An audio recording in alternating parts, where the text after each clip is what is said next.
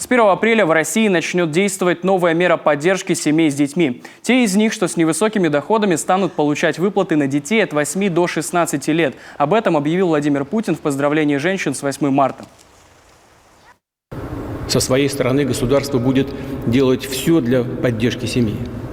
Это наш безусловный приоритет. У нас уже предусмотрены ежемесячные выплаты от государства для беременных женщин и семей с невысокими доходами, где растут дети в возрасте до 7 лет включительно. Кроме того, помощь получают родители, которые в одиночку воспитывают детей в возрасте от 8 до 16 лет. Считаю, что мы должны принять новое решение. Установить выплаты на детей от 8 до 16 лет, включительно, подчеркну, для всех семей с невысокими доходами. Поддержать их.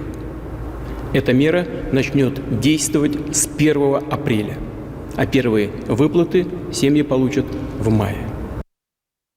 Как сообщил министр труда России Антон Котяков, размер выплаты составит 50, 75 или 100% от прожиточного минимума на ребенка в регионе. В своем обращении президент также обратился к матерям, женам, сестрам, невестам и подругам солдат и офицеров, которые сейчас в бою защищают Россию в ходе специальной военной операции. Он подчеркнул: вы можете гордиться ими так же, как вместе с вами ими и гордится и переживает за них вся страна.